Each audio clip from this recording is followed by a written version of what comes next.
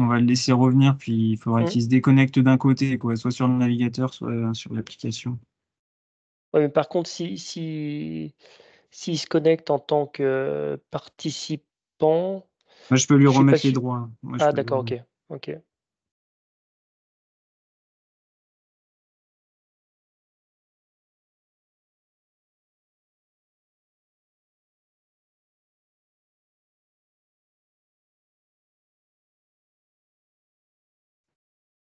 Est-ce que vous m'entendez? Oui, Vous c'est bon, oui. m'entendez? Ouais. Et Oui, est-ce que vous me oui. voyez? Moi, je me vois là maintenant sur la caméra. Non, non, on ne voit pas, et on t'entend pas très bien d'ailleurs. Enfin, moi, de mon côté. Mince. Bon, Ouais, ça grésille. Ouais, ça grésille. compliqué. Bon, je me déconnecte et je me reconnecte. Je recommence.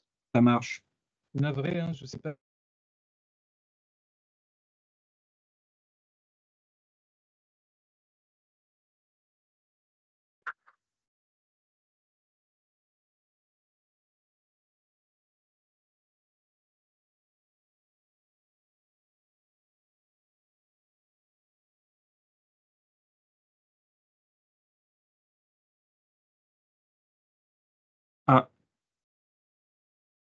Ah, là c'est bon, on te voit, là. Ah, ça y est. Bon, ok. Et on te voit bien. Voilà. Ok, et le son est correct. C'est bon. Oui, le son est Parfait. correct, oui. Impeccable. Ok.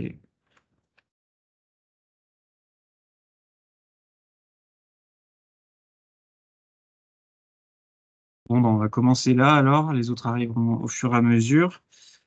Bienvenue dans ce deuxième webinaire sur les bois scolytés. On en a réalisé donc deux webinaires en partenariat avec le pôle Excellence Bois, Fibois 01 et Fibois 38. Le premier avait plutôt pour objectif de montrer l'état actuel des forêts, de montrer l'urgence d'utiliser ces bois. Et on a des départements, notamment l'Ain, les Savoies et un petit peu le 38 qui sont vraiment concernés. Et donc, il y a vraiment des gros enjeux de volume. Et pour le moment, trop peu sont valorisés. Donc, c'est l'enjeu de ce deuxième webinaire qui est comment bien valoriser ces bois scolités qui deviennent bleus. Voilà. Donc Fibois, juste pour représenter très rapidement, on est l'interprofession de la filière bois, c'est-à-dire qu'on représente les professionnels de la filière. On existe à l'échelle régionale, mais on existe aussi à l'échelle départementale. Et donc, c'est ce qui compose Fibois 01, Fibois 38 et le pôle Excellence Bois. On aura 4 intervenants aujourd'hui qui auront tous des projets ou qui travaillent, qui étudient le sujet. Je les laisserai se présenter au fur et à mesure. Voilà, et enfin, le webinaire sera enregistré et il y aura un replay qui sera diffusé après coup, dans une semaine à peu près. Donc voilà, je vais commencer par donner la main à Nathalie Mionetto du FCBA que je vais laisser se présenter. Oui. Eh ben, bonjour à toutes et à toutes. Je vais faire le partage d'écran, comme ça on sera sûr que vous verrez des tas de choses. Il me dit. On le Ça voit, marche? pas en Super. plein écran, mais on le Pas en voit. plein écran. Alors, est-ce que maintenant c'est mieux en plein écran? Voilà, c'est bon. C'est magnifique. Alors, moi, je vais vous parler de l'intégration des épicéas scolytés en éco-construction. Donc, j'espère que ça va vous intéresser. On a commencé cette étude en 2022 avec la question, c'est pourquoi et comment construire en épicéas scolytés. Donc, sur cette première image, vous voyez FCBA, je vous dirai qui on est. Vous voyez aussi l'ADEME, parce que c'est l'ADEME qui a financé cette étude. Et vous voyez aussi les logos de Fibois Bourgogne-Franche-Comté et du cluster Robin, qui sont les co-réalisateurs de cette étude. Donc, le Fibois Bourgogne-Franche-Comté, ben, c'est l'homologue des autres Fibois, hein, Fibois Oran. Et le cluster Robin, c'est un cluster d'entreprise qui veut valoriser et utiliser le bois et les biosourcés dans la construction. Donc, tout le monde était des utilisateurs finaux, tout le monde était intéressé. FCBA d'abord, j'en profite pour vous embêter un petit peu sur l'Institut technologique FCBA, c'est pour forêt, cellulose, bois, construction, ameublement. On est 250 personnes. Moi, je suis localisée à côté de Dijon, dans une délégation qui s'occupe du grand quart nord-est de la France, mais qui vient aussi en Haut-Rhin. Et ce qu'on essaye, c'est promouvoir, ce qu'on arrive souvent, c'est promouvoir le progrès technique et l'innovation, contribuer à l'amélioration de la performance et de la garantie de la qualité dans l'industrie et mettre nos valeurs au service de nos actions parce qu'on a des gens qui travaillent sur des projets intéressants. Et c'est vraiment toute la filière. Quand on voit forêt, cellulose, bois, construction, ameublement, c'est quand même cette filière-là qui est intéressante. Nos secteurs d'activité, donc forêt, génétique, sylviculture, mais aussi récolte forestière et approvisionnement. La première transformation, si on a du bois, on va pouvoir les scier, les utiliser, travailler sur la chimie du végétal, des panneaux et également l'énergie. La deuxième transformation, donc la construction, structure, revêtement, palette, emballage, ouvrage, menuiserie, gros œuvre, parement. Donc, c'est vraiment ce qui nous intéresse aujourd'hui pour partir de la forêt et aller jusqu'à la deuxième transfo. Mais on travaille aussi sur l'ameublement et l'aménagement. Et Sylvain Rocher vous en parlera tout à l'heure, c'est que les mobiliers domestiques ou professionnels sont aussi intéressants en associant le bois à d'autres matériaux. Et puis, l'environnement, on travaille aussi sur les matériaux biosourcés, l'économie circulaire, bilan carbone, santé multisecteur. Quand je dis ça, 250 personnes, ça ne suffit pas parce qu'on fait beaucoup de recherche, de veille, de conseils, d'assistance technique. Et aujourd'hui, ce que je vais vous parler, c'est vraiment d'un projet. Donc, FCBA Nord-Est, on est localisé à côté de Dijon, donc on a pris de plein fouet les premières attaques de scolytes en 2018. Donc, vous avez de la chance s'il n'arrive que maintenant. Nous, on souffre depuis 2018 et c'était sur la région Bourgogne-Franche-Comté et Grand Est. Donc, quand on a vu ces problématiques forêt, on a tout de suite compris qu'il y aurait des problématiques produits et marchés et on a essayé de monter ce projet sur l'intégration des épicéas scolytés en construction. Donc voilà, donc c'est en 2018, ça a commencé. Alors c'est la petite bestiole qui est toujours en forêt. Donc les scolytes sont normaux, c'est des animaux, des insectes qui sont présents, mais avec le réchauffement climatique, les hausses de température et le manque de pluie, on a eu 3 essaimages, c'est-à-dire qu'au lieu d'avoir une seule famille qui essaime, on en a eu 3 fois dans l'année. Et on voit que les années, à partir de 2018, les attaques ont augmenté. Et ce qu'on voit aussi beaucoup, c'est que ça a d'abord commencé par les attaques en plaine ou sur les premiers plateaux du Jura. Et maintenant, en 2021-2022, ça c'est les données du DSF, ça attaque le Haut-Jura. Ça veut dire que ça attaque les 1400-1500 mètres.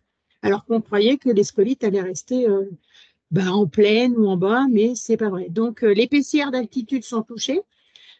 C'est très dépendant des conditions climatiques, donc tout ce qui nous touche tout le temps aujourd'hui, manque d'eau et réchauffement climatique. Et on avait des incertitudes quant à la transformation de ces épicéas, qui sont quand même des bois résineux blancs bien utilisés pour la construction.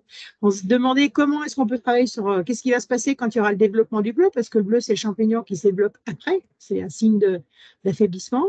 Quel impact de ces scolytes et du bleu sur la transformation et est-ce que les propriétés du bois étaient remises en cause? Donc, je pense que c'est les questions que vous commencez à vous poser aussi. On a quelques réponses. On sait que le simple bleuissement n'impacte pas les propriétés mécaniques parce qu'on a beaucoup travaillé sur le pin maritime. Donc ça, on le sait. Mais par contre, on voulait dans cette première étude vérifier l'impact de ces scolytes, de cette dégradation liée aux scolytes, sur l'impact sur le collage et la tenue des finitions. Donc, ce qu'on est allé faire, c'est qu'on est allé en forêt d'abord pour vérifier cette mortalité et on la voit parce que les scolytes tuent les arbres.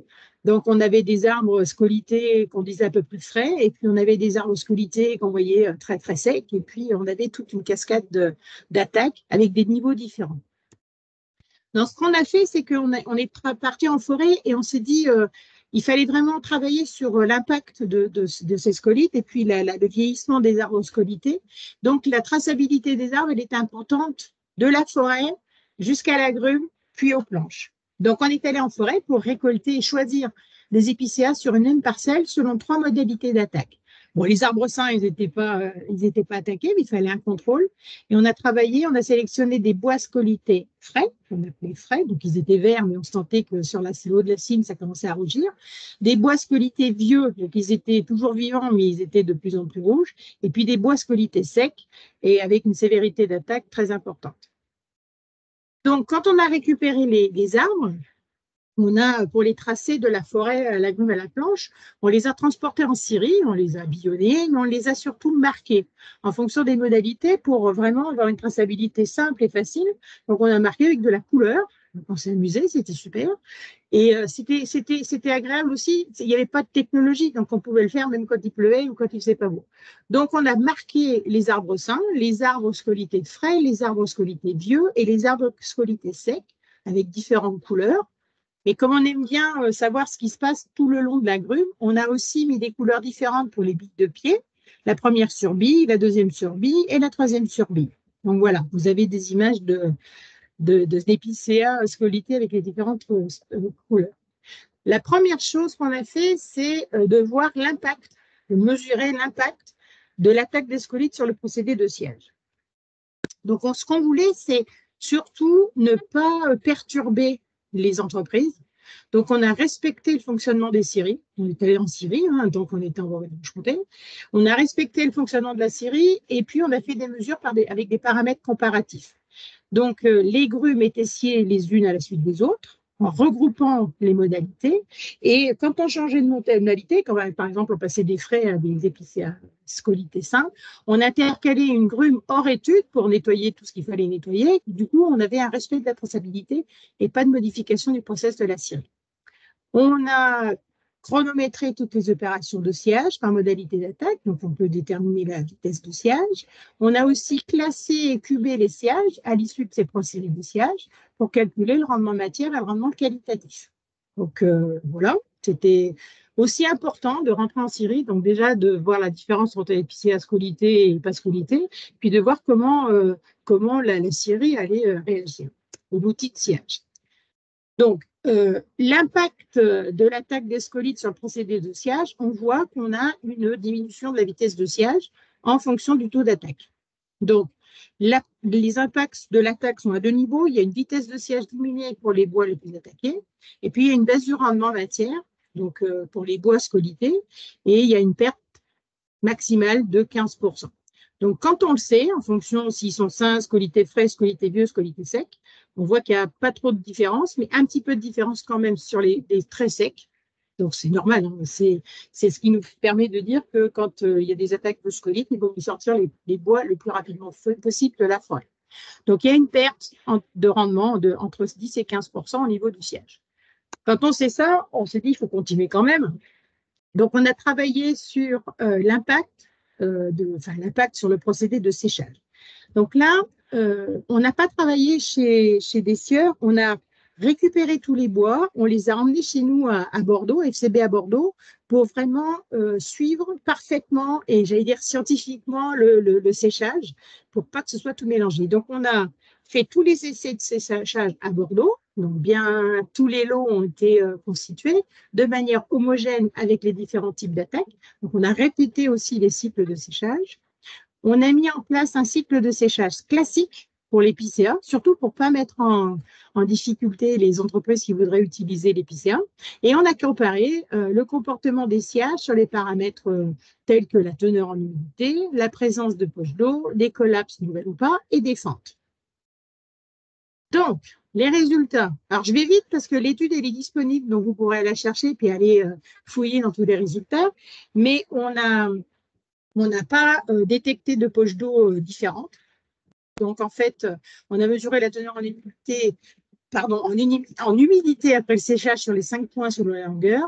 Et il n'y a pas eu de poche d'eau détectée sur toutes les planches. Donc, en fait, on a conclu que l'attaque de scolite ne crée pas de poche d'eau en plus. Les collapses, on n'en a pas observé en plus. Donc, de toute façon, il y a une corrélation entre la collapse et les poches d'eau. Comme on n'avait pas de poche d'eau, on n'aura pas de collapse. Et les fentes et les déformations, on n'a observé aucune fente ou de déformation, hors les singularités du bois, quel que soit le taux de l'attaque. Donc, ça nous a rendu un petit peu plus optimistes en disant qu'il n'y a pas de différence de comportement au séchage des bois scolités par rapport aux bois sains. Donc, homogénéité inchangée à l'issue du séchage, donc on peut les sécher, et pas d'apparition de problématiques particulières. Donc, on continue à les sécher. Et ce qui veut dire que les bois scolités peuvent être séchés dans les mêmes conditions que les bois secs. Ça, c'est important aussi, que les bois sains. Donc, c'est vraiment important de ne pas de ne pas induire des différences entre bois, enfin épicéa scolyté ou non. Donc, pas de modification des procédés de séchage. Il faut sécher vite pour limiter le développement du bleu, qui est lié après. Et puis, on peut valoriser bien ces bois. Donc, on était content. Ça veut dire qu'on peut récupérer et on peut extraire les bois scolytes, les épicéas scolytés de la forêt. On a une perte de rendement, mais quand on le sait, eh ben, on fait avec. Et on pouvait les sécher sans différence. Donc, on est allé un petit peu plus loin pour mesurer l'impact de l'attaque des scolytes sur le collage. Parce que les bois collés, les bois d'ingénierie sont quand même assez intéressants. Au niveau labo, il y a on a utilisé une colle MUF, c'est la colle qui est majoritairement utilisée sur le marché par les gens qui font du collage. On a fait des choix de bois et de conditionnement à l'issue du collage et on a usiné et collé nos bois. Alors, au niveau méthodo, il y a 2 méthodes qui existent parce qu'on s'est dit il faut faire ça dans les règles de l'art. Donc, quelles sont les méthodes qui existent pour que ce soit reconnu au niveau normes? Donc, il y a la méthode A et la méthode B. Sachant que la méthode B est la plus discriminante, et ben, on a collé en fonction de la méthode B pour être sûr qu'on se mette dans les conditions les plus pires. Et les plus pires, je ne sais pas si ça se dit, mais les pires pour être sûr que ça fonctionne. Du coup, les résultats sont quand même assez intéressants. Pareil, on a toujours collé des épicéas sains, des scolités frais, des scolités vieux et des scolités secs. Et les résultats d'essai sont conformes aux exigences de la norme NFEN 14080. Ça veut dire qu'on peut coller des épicéas secs, sains ou des épicéas plus ou moins secs et on ne verra pas de différence. Il n'y a aucune influence significative du degré d'attaque de scolite sur la qualité du collage. Du coup, on peut récupérer les épicéas scolités. On peut les scier, on peut les sécher, on peut les coller. Donc, on est allé encore un petit peu plus loin pour travailler sur l'impact de l'attaque des scolites sur la tenue des finitions. Alors, je ne suis pas une spécialiste de la finition, mais les gars de Bordeaux ont travaillé sur 2 essais, deux méthodes pour mesurer cet impact, soit en utilisant un pendule de Perso, ce que vous voyez du côté gauche, qui nous permet de connaître les caractéristiques de surface, et un positest, que vous voyez un peu au milieu, qui permet aussi de qualifier l'adhésion. Donc, on a travaillé avec ou sans vieillissement aux UV, sur toujours les éprouvettes d'épicéas sains, l'épicéa scolité, frais, sec et bon. Et puis, on a appliqué la finition en 2 couches, avec mesure du grammage, et avec un grammage plus fort pour les bois scolités secs. Donc, vous avez la méthode, vous avez la distribution du grammage. En conclusion, sur les essais de finition, parce qu'il faut aller vite, et je pourrais parler longtemps, mais autant y aller comme ça. Donc, l'attaque des épicéas par les scolites n'a pas de conséquence sur la tenue des finitions, si ce n'est que les sciages issus des arbres séchés sur pied présentent une plus forte proportion à absorber les produits aqueux. Ça, c'est tout à fait logique et tout à fait normal. Et à rendu équivalent, le grammage est bien plus élevé, avec pour conséquence un temps d'application et une quantité de produits plus important, mais sans conséquence sur la tenue de la finition au cours du temps. Donc, ça veut dire que les vraiment secs, il faut faire un petit peu plus attention que ceux qu'on a sortis rapidement de la forêt. Les conclusions générales de cette première étude, qui sont quand même, on peut le dire, assez intéressantes, et puis qui sont menées par le FCBA. Donc, on a assez d'échantillons pour être sûr de ce qu'on dit. Et puis, comme on est propriétaire de rien, on peut vraiment valoriser ces résultats. Et merci à l'ADN d'avoir financé, comme ça je peux vous les présenter. Au niveau de l'aspect présentant des variations des bois scolités par rapport aux bois sains, au niveau du sciage, on a une diminution tant au rendement qu'en vitesse de sciage. Et quand on le sait, je pense, vu la quantité énorme qui est sur le marché, qui va arriver sur le marché, on peut quand même valoriser ces bois. Et on a une différence sur la tenue en finition qui nécessite d'adapter le grammage pour les attaques les plus fortes des épicéas. Par contre, il y a des aspects qui ne présentent pas de variation des bois scolités par rapport aux bois sains. Donc, on peut les sécher, on peut les coller, on peut faire des finitions avec des attaques modérées. Donc, on peut vraiment exploiter les bois scolités et les utiliser en construction. Par exemple, sous forme de lamellés collés notamment, ou des planches. Donc, ça confirme vraiment, cette étude confirme vraiment l'intérêt d'exploiter rapidement les bois, de les sécher et pour limiter les dégradations. Quand on a dit ça, et que j'ai présenté cette étude à différentes assemblées, tout ce qui est arrivé, c'est qu'il manque des choses. Bien sûr, il en faut toujours plus. Donc, on a un projet qui est en cours maintenant, qui est la suite de ce projet, qu'on appelle Promesse Épicéa.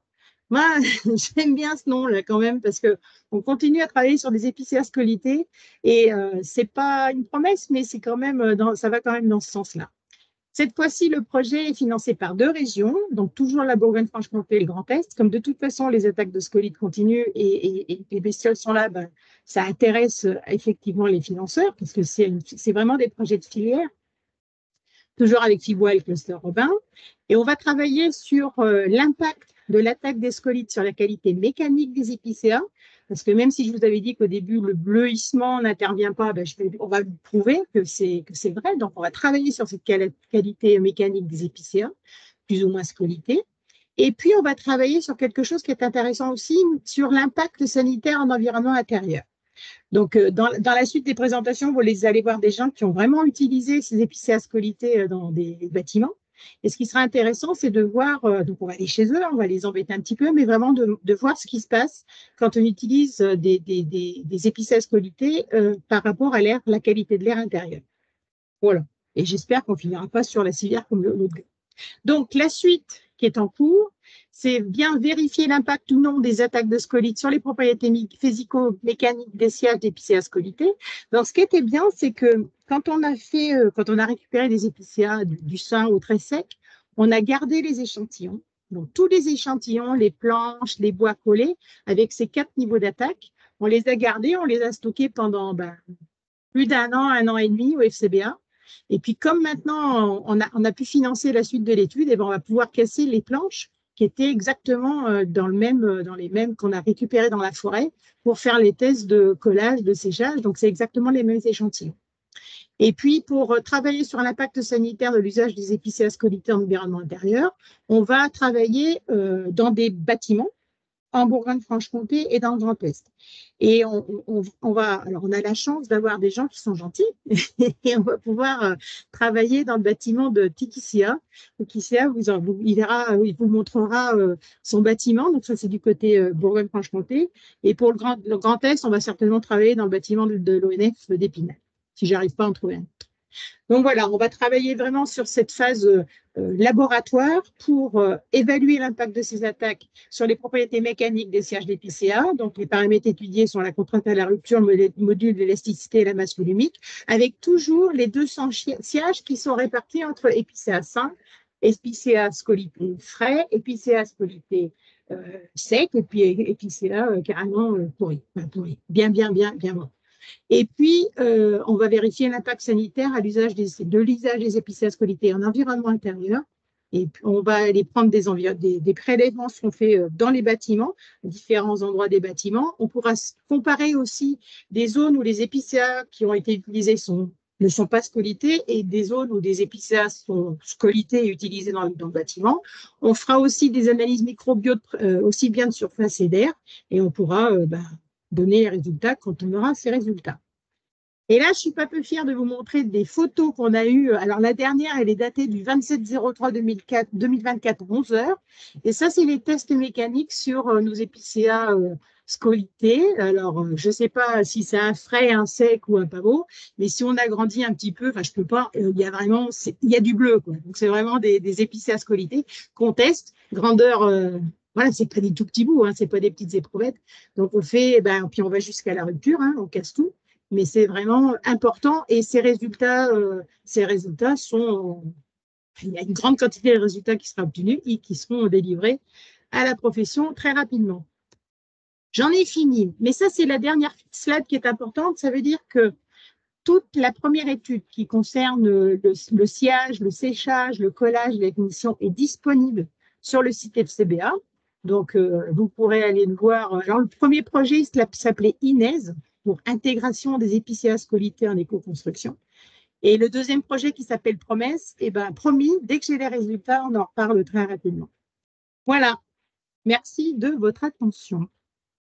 Merci beaucoup. S'il y a des questions, on fera un temps à la fin de toutes les interventions pour y répondre. Ça marche. Gardez dans un coin de votre tête pour les participants. On enchaîne donc avec Sylvain Rocher du bureau d'études Tekisea, Oui. que je vais laisser se présenter. Oui, donc bonjour à tous. Sylvain Rocher, bureau d'études Tekisea. Donc, on est sur le sujet du bois scolité et nous, on va vous faire une petite présentation de la construction de nos bureaux qu'on a fait en bois scolité, et puis on vous présentera je vous présenterai plus en détail aussi notre démarche. Donc, il y a quelques années, on a entamé la réflexion de la construction de nos bureaux à Pontarlier. Et donc, Techicea, on est situé à Pontarlier. On est actuellement une douzaine de personnes. Et on assure différentes missions, hein, des missions de maîtrise d'œuvre dans le cadre dans le cadre d'une équipe de maîtrise d'œuvre emmenée par un architecte. On fait des missions aussi d'exécution pour le compte des entreprises. Voilà, et on travaille sur tout le territoire français. Donc on est Bois de France, on est aussi membre des bâtiments BBCA, bâtiments bas carbone. On est membre Fibois et on fait partie du réseau Les Robins, réseau des ouvrages biosourcés innovants. Donc, bon, on a eu on a eu un prix national l'année dernière sur des logements à Christinach en Corse, qu'on a fait en bois local, qu'on a fait en pin-la-riche. On utilisait les bois de la commune pour construire. Et puis on a eu un prix régional également pour la construction de nos bureaux en bois scolité. Donc, pourquoi construire en bois, hein, très rapidement? C'est vrai que voilà, depuis 1860, on augmente nos volumes de CO2, hein, de gaz à effet de serre, et on se doit de décarboner notre économie. Donc, à savoir que le bâtiment représente quand même 24% de ses émissions de gaz à effet de serre, et le sujet, c'est de savoir comment décarboner le bâtiment, et la construction bois fait partie effectivement des paramètres importants qui vont nous permettre effectivement de réduire l'impact carbone. Hein, donc là, je rappelle toujours effectivement la façon dont on produit du bois. Hein. On prend du CO2 dans l'atmosphère avec de l'eau, de l'énergie pour produire le sucre qui va permettre de fabriquer la cellulose avec un rejet d'oxygène. Donc c'est tout, c'est tout bénéfique. C'est pour ça qu'on parle de puits de carbone quand on parle de construction bois. Donc, nous, quand on est sur un projet en construction bois, c'est vrai qu'on aura toujours une démarche de filière courte, hein, d'utilisation de bois local. Donc, quel que soit le territoire, parce que vous voyez qu'on a travaillé en Corse, mais on travaille dans différentes régions. Donc, on fait une analyse de la matière première. On fait une analyse également de la filière locale, hein, qui est de la première transformation. Donc les scieries, la deuxième transformation, hein, qui vont travailler des produits d'ingénierie tels que le bois massif abouté, contre-collé, lamellé-collé, panneau CLT. Donc, ce qui nous permet sur les projets, effectivement, de voir un petit peu quelle est la gamme de produits qu'on peut utiliser pour construire. Donc, on a de la chance en région Bourgogne-Franche-Comté et puis en région Aura également d'avoir la matière première, d'avoir les scieries, d'avoir les industriels. Donc, on est quand même, on a quand même une gamme très très large pour nous permettre de construire. Donc, est-ce qu'on en est arrivé à utiliser le bois scolité? Bah, il faut savoir que on est parti effectivement du constat de nos ressources. Hein. Nos forêts sont malades, très très attaquées.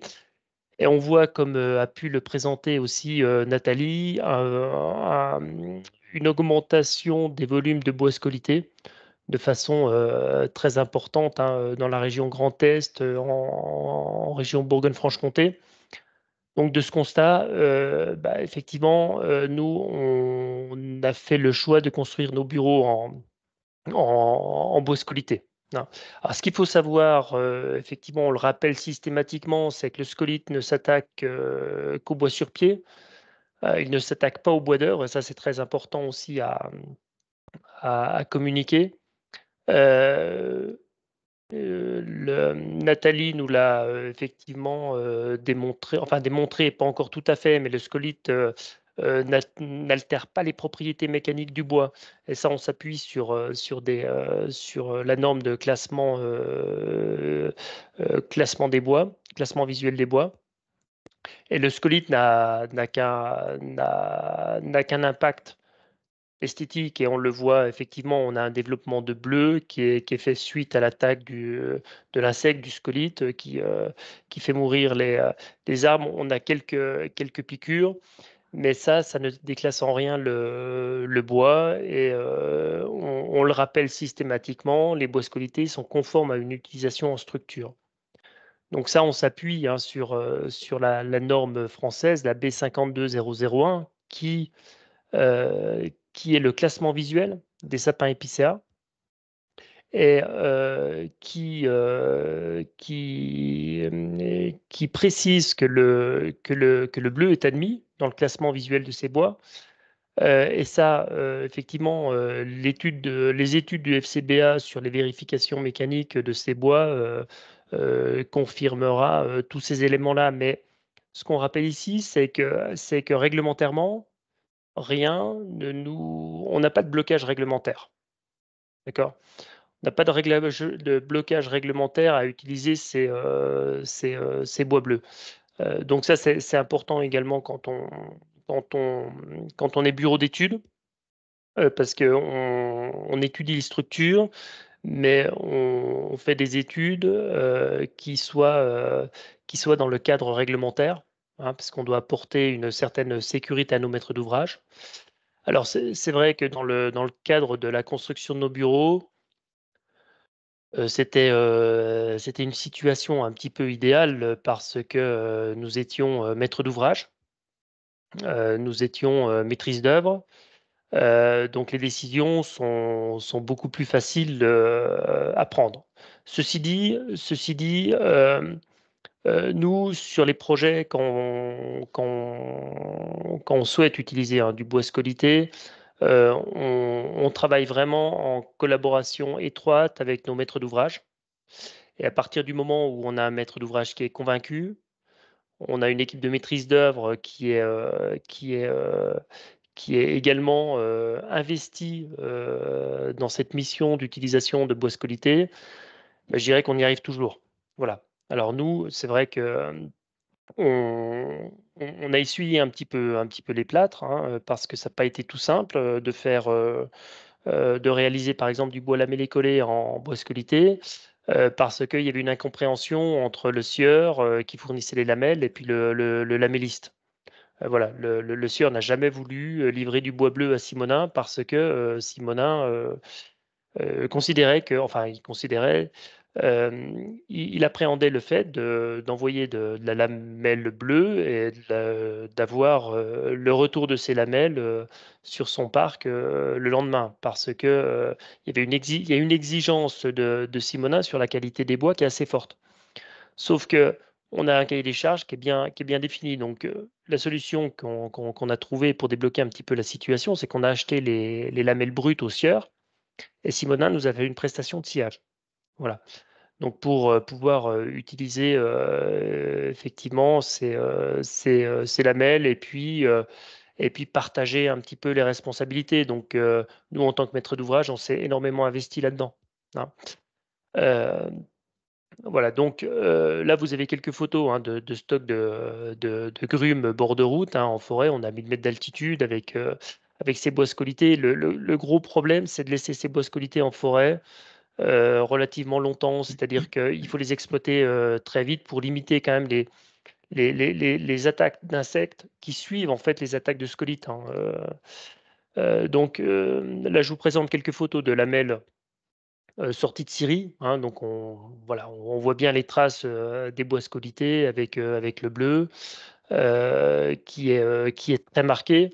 Et on se rend compte que plus on avance dans l'industrialisation, plus ça s'atténue quand même. Là, on a les lamelles en sortie en sortie de calibre chez Simonin, et puis à droite, vous avez le lamellé-collé qui arrive sur chantier. Alors là, on voit bien, on voit voilà, des belles traces grises, bleu-gris, qui soulignent bien en fait le bois scolité sur nos éléments lamellé-collés. Donc voilà, vous avez quelques photos là en phase de chantier où on voit ces bois marqués qui pour nous, esthétiquement, apporte une plus-value. Voilà, ce n'est pas dans les standards de ce qu'on peut observer quand on parle de bois lamellé-collé, mais malgré tout, ça apporte voilà, une certaine touche pour nous esthétique. Donc là, c'est en phase, voilà, en phase chantier. Alors typiquement, ici, vous avez un lamellé-collé où on a du flash sur la lamelle. Mais ça, c'est pas dû au scolite, c'est dû effectivement au fait que la consigne qu'on avait demandé à Simonin, et au sieur, c'était de ne pas trier les bois, c'est-à-dire de vraiment les utiliser comme ils venaient pour ne pas avoir de perte de rendement, pour essayer effectivement d'utiliser la matière au maximum sans avoir de tri, parce que un sieur, ils ont des bois scolités sur leur parc, mais quand ils les passent au débit, ils trient énormément pour ne plus avoir de bleu. Voilà. Et donc, ils ont des pertes de rendement sur ces grumes scolitées. Donc, nous, ce qu'on souhaitait, justement, c'est que ces grumes ne soient pas purgées, hein, et que tout soit gardé pour vraiment avoir les traces du scolite. On a du CLT aussi sur nos bureaux, hein, qui ont été réalisés chez XLAM à Milieu-Villars, à 27 km du chantier. Donc là, eux, l'utilisation du bois scolité est beaucoup plus fluide parce qu'ils les utilisent systématiquement en pli intérieur des CLT. Hein, voilà, donc là, ça a moins été un sujet de mise au point. Bon, là, vous avez quelques photos en phase de réalisation. Donc, on a une structure mur ossature bois traditionnel où on a utilisé du bois scolité en bois massif. On a une structure poteau-poutre lamellé-collé, dalle CLT et caisson de toiture isolé en toiture. Alors ça, c'est un petit graphique qui explique que quand on utilise du bois, plus on va leur apporter de valeur ajoutée, plus on va aller chercher les industriels loin. C'est-à-dire que si on travaille en fuste, en rondin, ben, on va être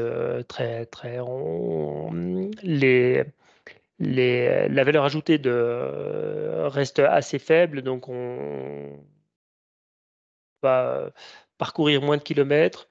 Au contraire des produits beaucoup plus élaborés tels que le CLT, où effectivement les usines de CLT sont beaucoup moins présentes sur nos territoires, donc forcément on va aller les chercher loin.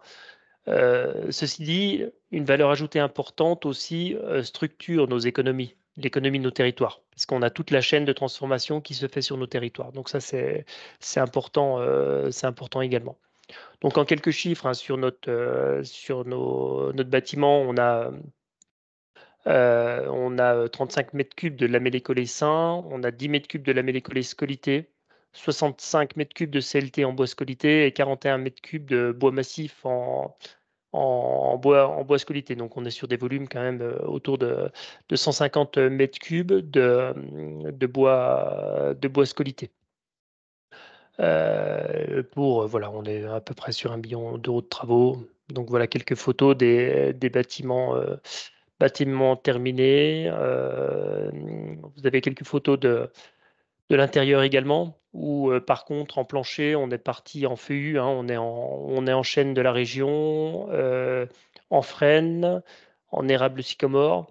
Donc on a voulu vraiment voilà, panacher un petit peu les essences.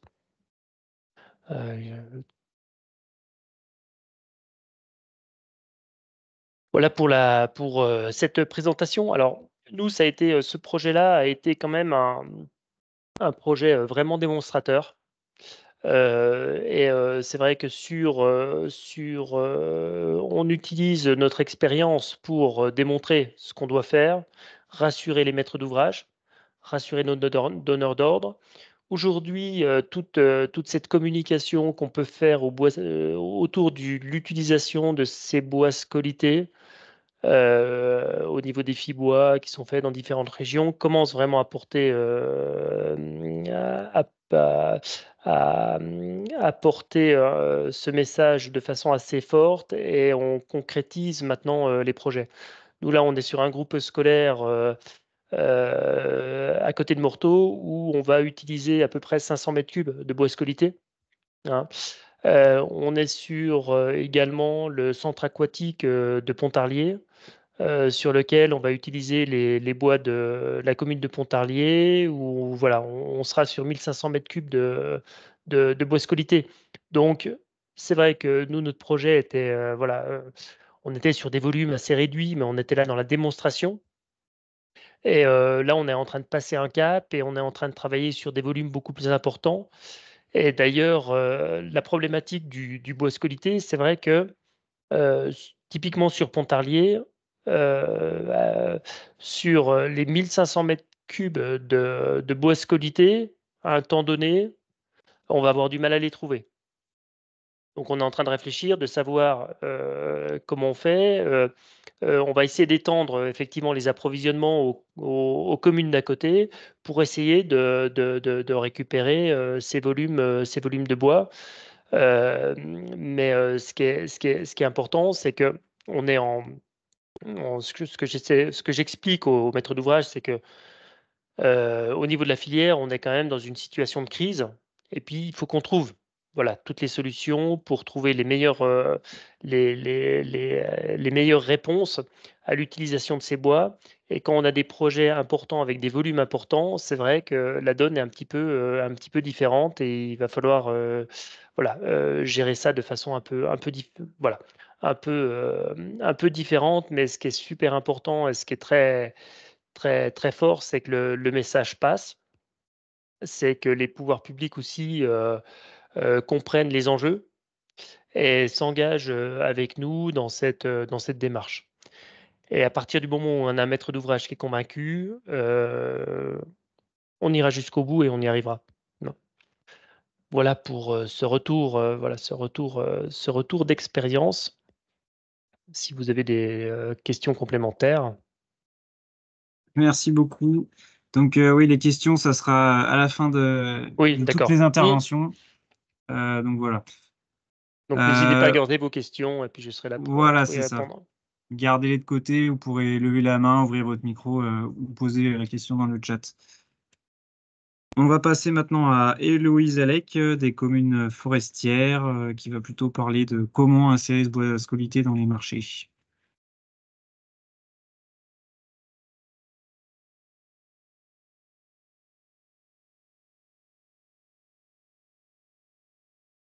Alors, tu n'as pas ton micro, Héloïse.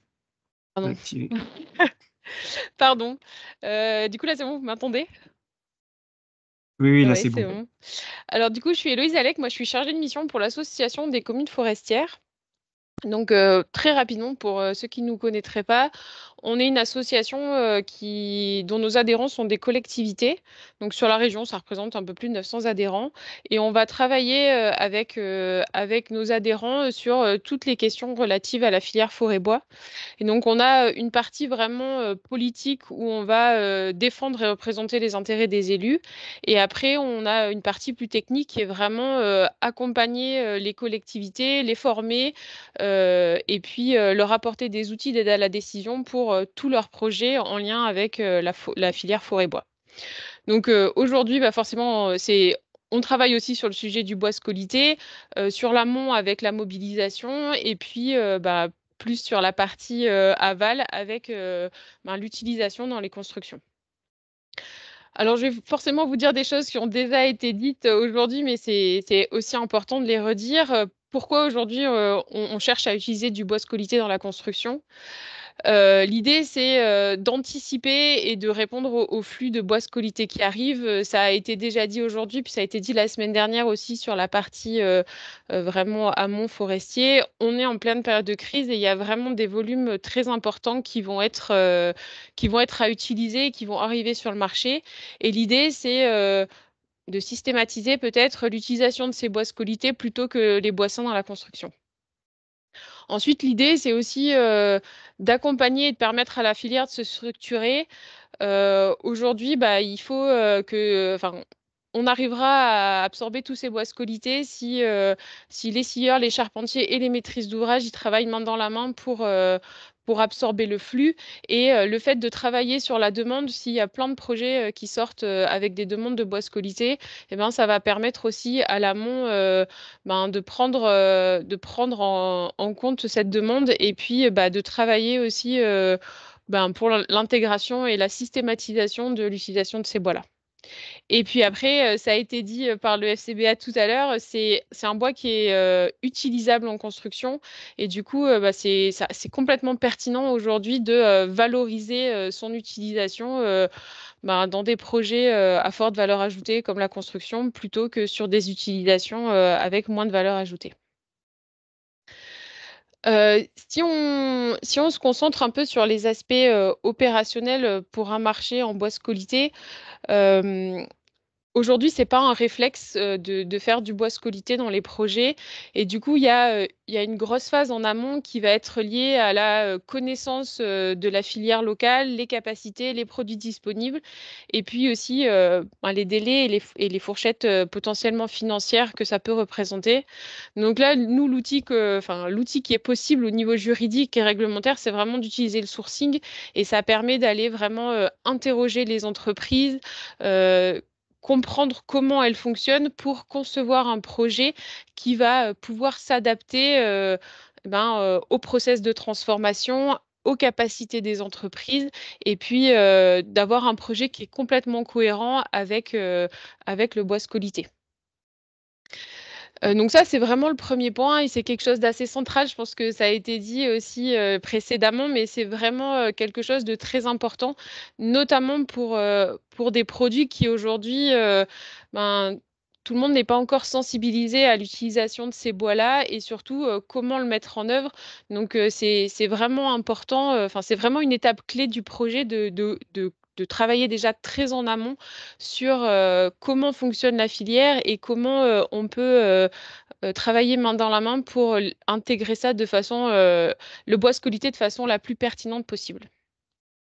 Après, si on va un peu plus loin dans le projet, c'est quelque chose qui peut sembler un peu idiot à dire, mais une des premières étapes dans les marchés de travaux, c'est d'arrêter d'avoir des mentions qui interdisent le bois scolyté ou le bois bleu.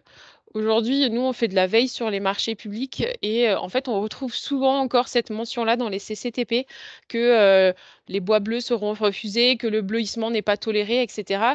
Et du coup, avant de vouloir intégrer le bois scolyté, il faut aussi déjà penser à ne plus l'exclure. Et c'est vraiment tout bête, mais c'est une première étape et ça permet aussi d'entrer dans un changement des façons de fonctionner où on passe d'un mode où le bleu était signe de dégradation des bois et potentiellement dans l'inconscient de qualité dégradée.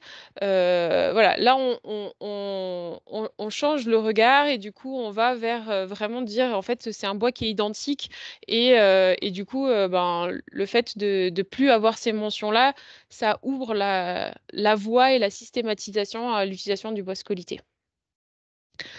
Ensuite, si on regarde sur les marchés privés, vraiment au niveau de l'intégration dans les marchés privés, là, il n'y a pas de limitation, il n'y a pas de règles particulières, donc on peut complètement l'imposer dans un cahier des charges.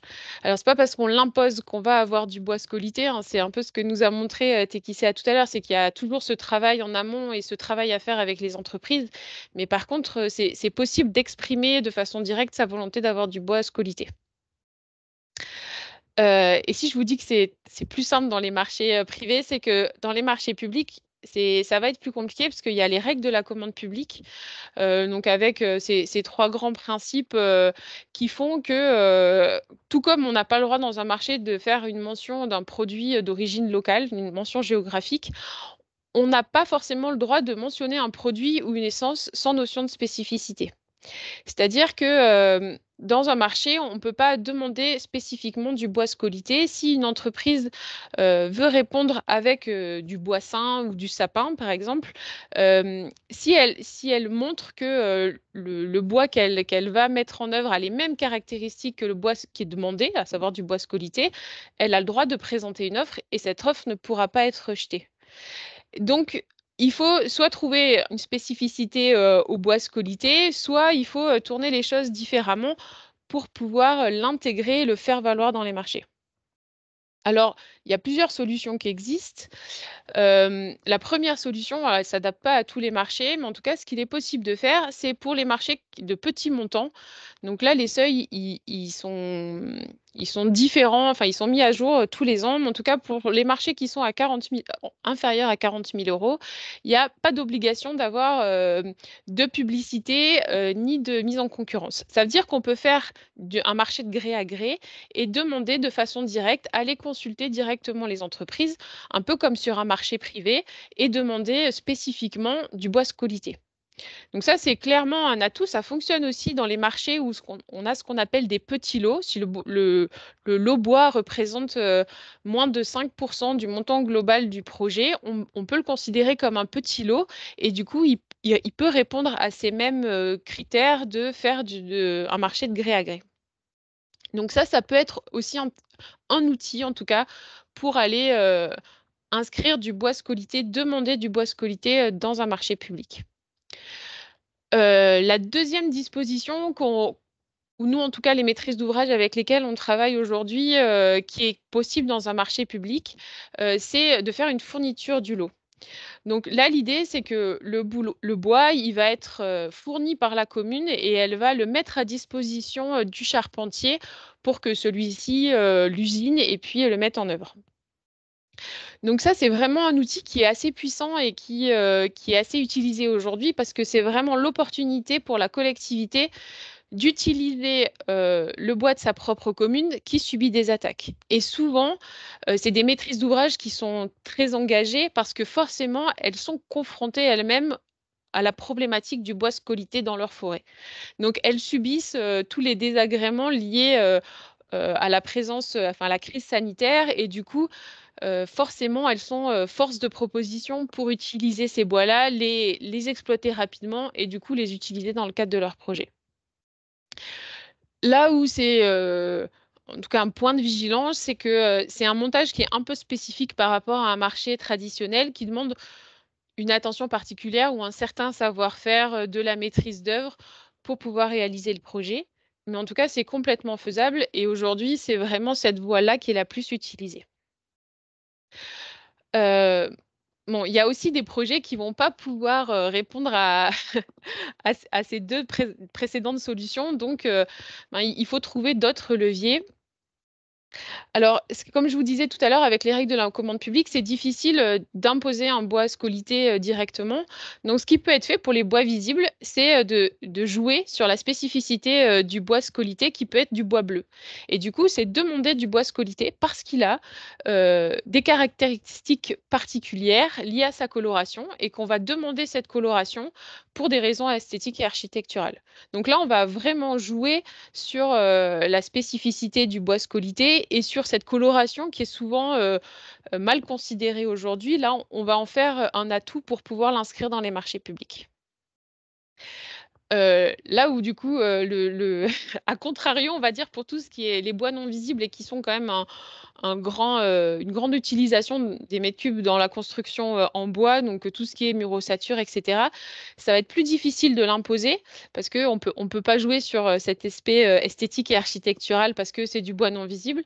Donc là, on n'a pas encore de solution toute faite. Nous, de notre côté, aux communes forestières, on travaille avec des juristes pour connaître s'il y a une voie particulière pour l'utilisation de ces bois-là et s'il y a une voie juridique, notamment sur l'utilisation d'un bois par rapport à une crise sanitaire? Est-ce que finalement, il y a une porte d'entrée qu'on pourrait activer par rapport à une crise sanitaire en cours qui justifierait de l'utilisation d'un produit en particulier, donc à savoir là le bois scolité.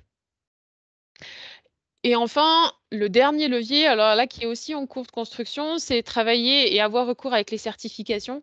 Donc Bois des Alpes côté alpin et puis Bois des Territoires du Massif central côté auvergnat pour la région Auvergne-Rhône-Alpes, qui travaillent avec leurs entreprises pour l'émergence d'une offre en bois scolité. Parce qu'aujourd'hui, c'est quelque chose qui nous concerne tous, qui concerne toute la filière. Et du coup, bah, tous les partenaires de la filière, que ce soit les FIBOA, les certifications, les communes forestières, on travaille tous pour proposer une offre en bois scolité et pour que la filière elle se structure et qu'on ait de l'offre et qu'on ait de la demande pour pouvoir trouver un équilibre et répondre à l'afflux des bois qu'on va avoir sur le marché. Le dernier point qui est important, si dans le projet, finalement, on n'a pas pu mettre en œuvre toutes les solutions qu'on avait avant, il y a un dernier levier qui existe, c'est dans les phases de négociation avec l'entreprise après l'ouverture des offres, de discuter avec l'entreprise et de voir s'il est possible d'intégrer du bois scolité dans le projet. C'est un levier qui est intéressant, c'est aussi il y a des charpentiers qui sont sensibilisés, il y a des scieurs qui sont sensibilisés, qui sont prêts à mettre en œuvre des bois scolité. Donc, même si on ne peut pas passer par l'imposer dans un marché public, en tout cas dans les CCTP et au moment des appels d'offres, on peut peut-être travailler après coup un petit peu quand même avec l'entreprise pour intégrer des bois scolité dans le projet. Donc, c'est un levier intéressant. On va dire la nuance, c'est que ça n'a pas un aspect réglementaire. Donc, il n'y a pas forcément moyen de l'imposer à l'entreprise. Ça va vraiment être un échange et un compromis qui va être trouvé entre les deux parties. Mais en tout cas, c'est ce qui ça fonctionne. Et du coup, il faut pas s'en priver, entre guillemets. Il faut vraiment essayer, il faut le tenter, il faut discuter avec l'entreprise et ça peut créer quelque chose d'intéressant pour les projets. Et puis le dernier point dont je voulais vous parler, c'est quelque chose qui peut être aussi intéressant et qui est à considérer aujourd'hui, c'est qu'il y a des aides qui existent aujourd'hui, alors qui sont plutôt pour la valorisation du bois local. Donc là, je vous en ai mis une parce que c'est celle qui est présente sur la région Auvergne-Rhône-Alpes, qui permet de valoriser l'utilisation du bois local dans la construction. Donc un bâtiment qui mettrait en œuvre du bois local scolité pourrait faire une demande de cette aide. Et là, ce qui est aussi intéressant à prendre en compte, c'est que la région, elle s'est saisie aussi du sujet de la crise sanitaire et qu'elle réfléchit à l'intégration d'une bonification pour le bois scolité. Donc voilà, c'est un outil qui est intéressant parce que ça permet de voir que côté des financeurs, il y a aussi une réflexion là-dessus et qu'il y a des solutions qui existent pour la suite. Un résumé, s'il y a que quelque chose à retenir là rapidement de cette présentation, c'est que c'est possible d'inscrire le bois scolité, qu'on soit dans la commande privée ou la commande publique. Plus on anticipe, plus ça sera facilité d'intégrer le bois scolité. Pour moi, le point central, c'est vraiment indispensable de travailler main dans la main avec les acteurs de la construction, avec les entreprises, les charpentiers, les scieurs, pour, pour comment dire, qu'un projet il se réalise. S'il n'y a pas une maîtrise d'ouvrage et une maîtrise d'œuvre engagée, ça ne pourra pas se faire et ça ne pourra pas se faire sans des entreprises engagées non plus.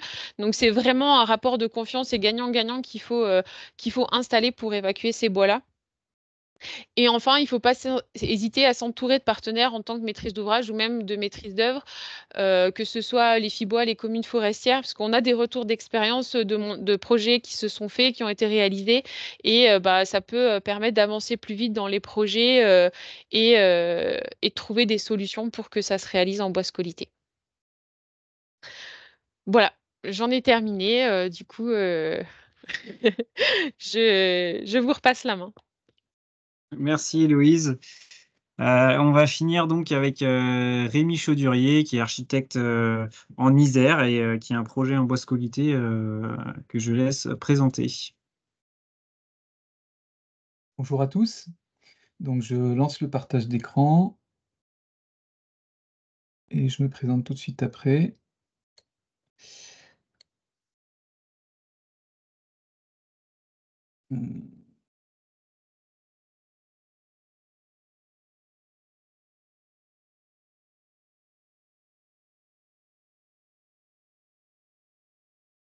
Là, ça fonctionne? Oui, c'est tout bon, ouais. Ouais, ok, super. Donc, Rémi Chaudurier, architecte à Barrault en Isère.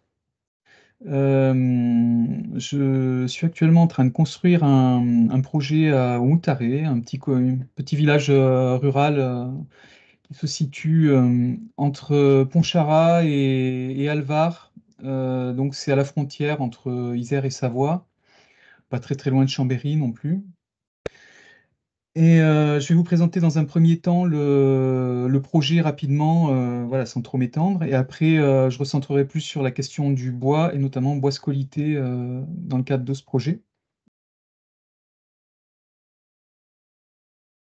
Alors le Moutaré, donc voilà, c'est un petit village qui se situe à 500 mètres d'altitude à peu près, qui est surplombé par un massif forestier qui est touché par le scolyte. Donc je le connais parce que j'ai déjà travaillé dans ces forêts et il y a pas mal d'épicéas déjà qui sont impactés.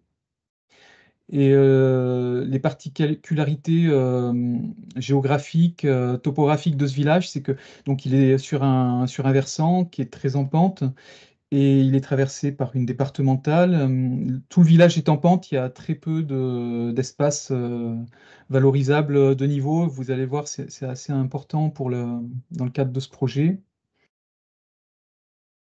Donc voilà, je vous montre quelques images du village. C'est un très beau petit village. Il y a 200 habitants.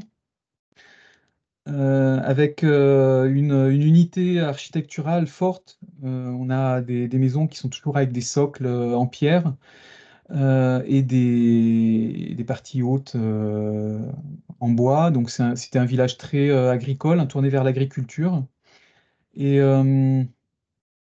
il y a cette pierre qui est issue, qui a été prélevée dans les gorges du Breda, c'est un petit cours d'eau qui se situe en bas du village, et qui est une pierre qui se patine, qui est assez foncée en vieillissant, comme ça, qui donne vraiment une identité forte au village et qu'on retrouve partout.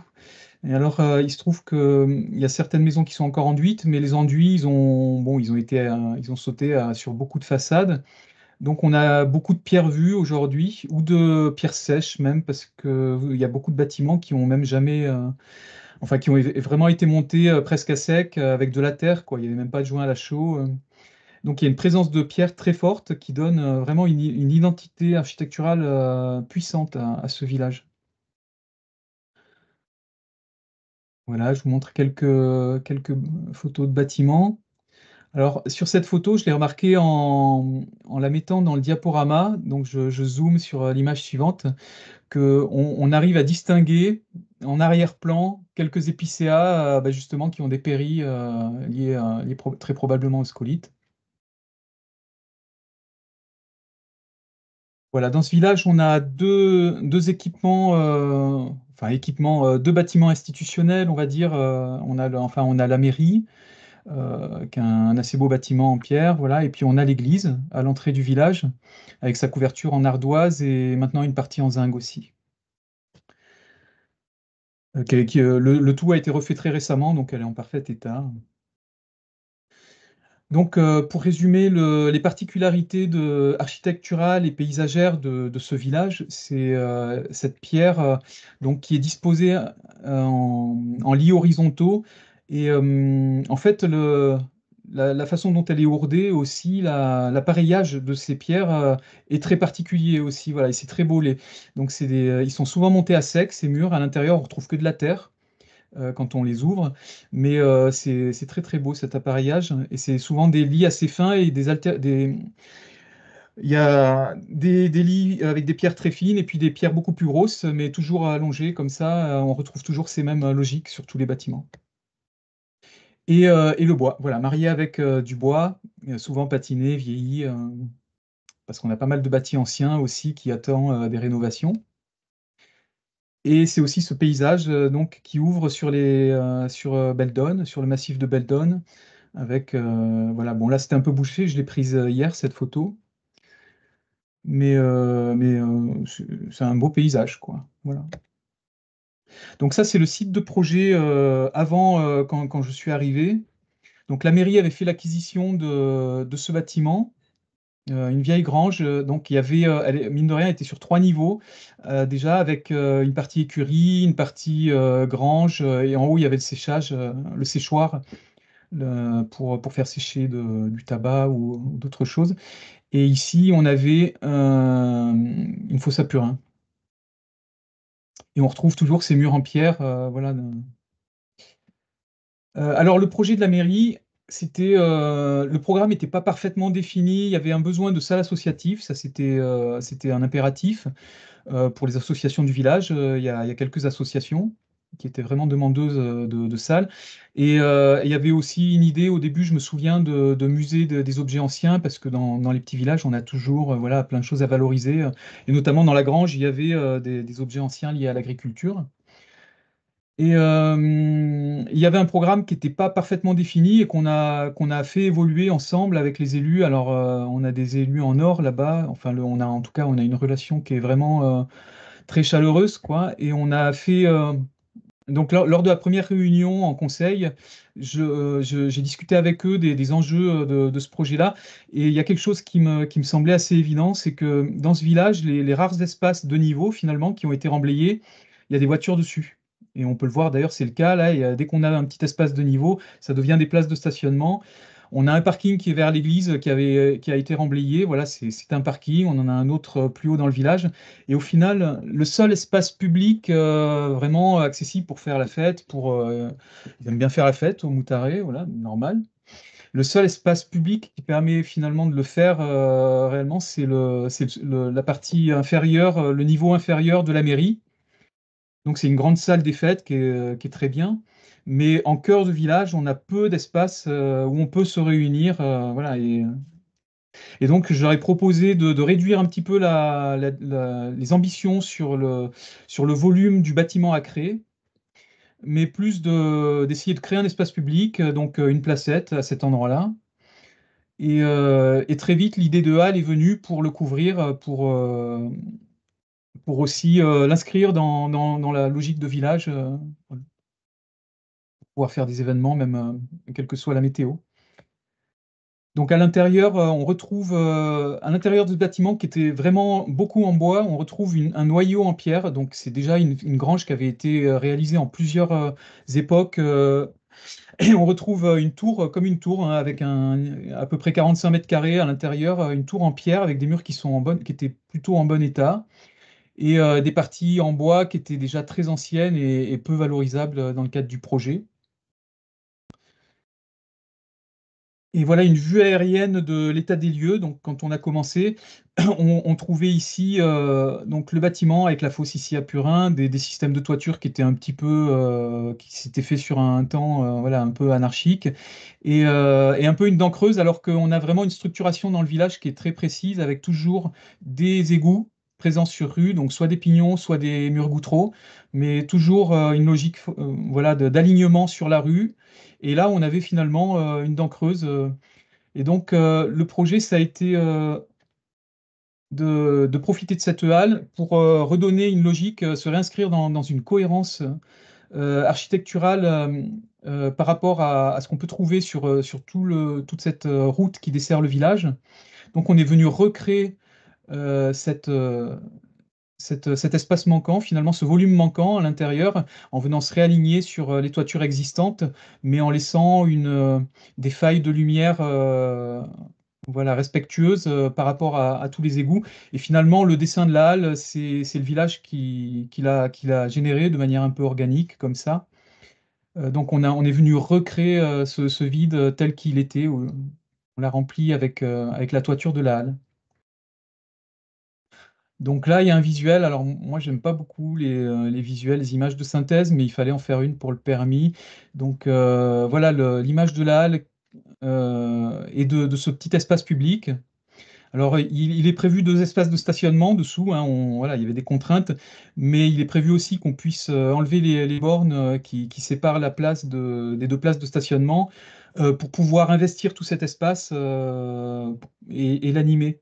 Donc, en fait, le projet, il est sur 3 niveaux.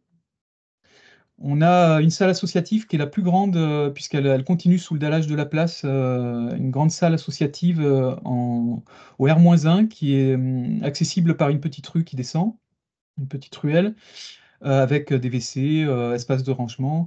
On a au rez-de-chaussée une autre salle associative avec cuisine tout équipée, voilà, pour pouvoir cuisiner, mettre des choses au frais, et un grand espace de stockage pour pouvoir ranger à l'intérieur des tables, des chaises pliantes, de bar qu'on puisse très facilement déployer pour animer la place. Et on a aussi au rez-de-chaussée un WC public pour les cyclistes. Il y a beaucoup de cyclistes qui passent par là, les gens de passage et les gens qui font la fête dans la place. Et on a un petit logement de fonction. Finalement, c'est devenu un logement, un petit logement de fonction, enfin, pas de fonction, mais un logement qui appartiendra à la mairie, locatif, voilà, qui pourra servir en dépannage ou en location pour des gens de passage ou autre. Voilà. Et donc, si on revient, voilà, il y a un accès. Voilà, on voit bien c'est surtout ce rez-de-chaussée qui est stratégique, qui permet, in fine, d'animer la place, de mettre des tables, des chaises, de préparer des boissons, de cuisiner, voilà, et faire un petit marché de village. Donc, toutes ces idées, voilà, leur ont vraiment plu et on a construit ce projet ensemble. On a développé ce programme ensemble, en fait, avec la mairie. Donc après, on va plus aller sur la question du bois, de la structure, du scolite en lien avec ce projet. Alors au départ, dans les descriptifs, en phase DCE, j'ai mis beaucoup de choses. Donc c'est un DCE, le DCE du charpentier, il y avait 45 pages, je crois, dedans, donc avec beaucoup de précision sur certains thèmes, mais il n'était pas question de bois scolité parce que tout simplement, à ce moment-là, j'avais pas l'intention et très peu de connaissances finalement sur les enjeux liés au scolite. Donc le webinaire numéro 1 de Fibois et du pôle Excellence Bois là, a été vraiment intéressant parce que j'ai appris beaucoup de choses la semaine dernière. Mais voilà, c'était pas une volonté de départ. Par contre, on avait défini avec la mairie qu'on cherchait un bois le plus local possible. Alors c'était compliqué de le faire avec le bois communal, mais par contre, on partait forcément avec un label Bois des Alpes aussi pour des questions voilà, de dotation. Et donc l'ensemble du bois de ce projet est en bois certifié Bois des Alpes.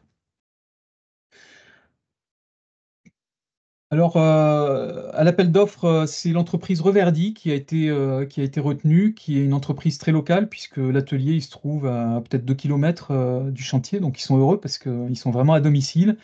Et c'est une entreprise que moi je connaissais depuis longtemps parce que ils ont une très très bonne réputation. Voilà, c'est les compagnons du devoir. Et j'avais été charpentier pendant presque 10 ans avant d'être architecte, donc je les connaissais aussi de cette époque-là. Et donc j'étais très très heureux qu'ils soient retenus et ça a été un vrai régal en fait, et c'est encore un vrai régal de travailler avec l'entreprise Reverdy. Et aussi avec le bureau d'études Bois Conseil, donc ils travaillent avec Bois Conseil, et franchement le travail qui a été fait pour ce petit projet, alors c'est un projet où le montant de travaux il est pas faramineux, hein.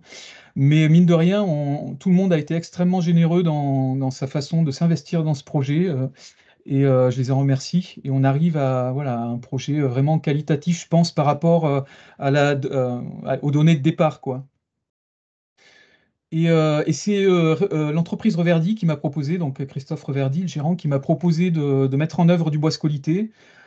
Il n'en avait pas forcément une très grande connaissance lui non plus. On découvre ensemble, hein, on découvre en faisant, on est en train d'apprendre.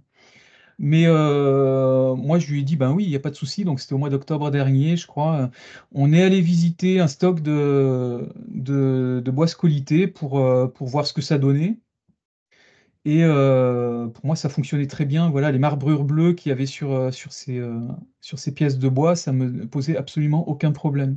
Et je trouvais même plutôt, effectivement, comme ça a été évoqué avant, je me demandais même si ça allait pas effectivement être une réelle plus-value, quoi, en termes d'esthétique. Et Il y a une autre chose, bon, par rapport au bois, moi par contre, dans le cahier des charges de départ, j'étais vraiment arrêté sur le fait que je voulais pas de la mêlée-collée. Donc, pour un petit projet comme ça, avec des portées qui n'étaient pas conséquentes, je voulais vraiment qu'on arrive à travailler avec du bois peu transformé, du bois massif. Et bon, j'avais dessiné une structure qui permettait de le faire, même si en fait elle n'a pas été si simple que ça. Ils se sont quand même bien cassé la tête, donc il y a eu un gros travail de fait. Mais l'idée, c'était d'arriver à tout faire en bois massif, ce qu'on a fait à part les poteaux, où on a quand même assemblé pour des questions de déformation. Voilà, on a juste les poteaux qui sont assemblés, mais on s'était bien entendu avec Christophe Reverdy que ça devait être du bois lamellé collé dans ce cas-là, enfin en deux pièces, voilà, juste deux morceaux, et assemblés de manière artisanale par lui-même, par le charpentier. Et il n'était pas question d'aller acheter des produits industriels. Voilà. En tout cas, voilà, c'est pas une approche dogmatique, hein, mais c'est ce que je souhaitais pour ce projet-là, quoi. Voilà, donc là, on découvre à l'atelier les pièces, c'est les premières pièces qui commençaient à tailler. Et on voit sur ces pièces-ci, là déjà, là, on a une grande coupe en sifflet, on voit les parties bleues. Alors, c'est un bleu très peu saturé, hein, très, très pâle. Voilà, on en voit un petit peu par ici aussi. Voilà, c'est pas très très prégnant en fait. Ça dépend vraiment des pièces. On le voit pas sur toutes les pièces. Et en tout cas, les pièces étaient très belles. Donc le sieur, c'est la scierie Barthélemy. Et le bois, l'épicéa vient tout des balcons de Beldon. Et c'est un super sciage, donc vraiment de super qualité. Voilà, j'étais vraiment très content. Il y a toute la chaîne, hein, en fait, qui a vraiment joué le jeu. Alors moi, j'avais été exigeant aussi même jusque chez le sieur. Je voulais pas de cerclage métallique qui arrache les arêtes. Je voulais pas, voilà, parce qu'on est aussi tout en bois brut de sciage. Donc j'avais demandé un sciage fin. Et je voulais un bois brut de sciage, donc ça implique beaucoup de précautions aussi dès le sciage et jusqu'au levage pour éviter d'abîmer les bois. Ça demande, voilà, une attention particulière. Alors sur la photo de gauche ici, on voit les poteaux. Alors chaque pièce rectangulaire, c'est un demi-poteau, donc que l'entreprise Reverdy a raboté sur une face pour pouvoir les coller, les assembler. Mais ça, Par contre, on est en Douglas. Alors, c'est pas ce que j'avais prévu au départ, mais on est passé en Douglas puisque c'est les seules pièces finalement qui seront exposées aux intempéries. Et c'est sympa parce que finalement, on a des poteaux qui ont une couleur légèrement différente de tout le reste de la structure. Voilà, ça s'est fait en cours de projet. Et là, on voit, il y a aussi une attente de bois conseil bon, on avait déjà un projet où toutes les pièces qui travaillaient en traction, j'avais souhaité qu'elles soient en câble d'acier pour alléger la structure. Mais on est allé plus loin. Moi, j'ai prévu des assemblages traditionnels avec des tenons mortaises pour toutes les pièces en compression ou enfin un bois contre bois. Et finalement, bon, j'ai accepté l'idée qu'on soit tout en métal, enfin avec des boîtiers métalliques. Mais moyennant pas mal de conditions sur l'aspect voilà, de l'ensemble. Et pareil, ils ont été super, voilà, ils ont vraiment joué le jeu. Donc c'est des compromis, hein, aussi qu'on trouve ensemble, des négociations, mais le résultat on est tous très contents, quoi, voilà.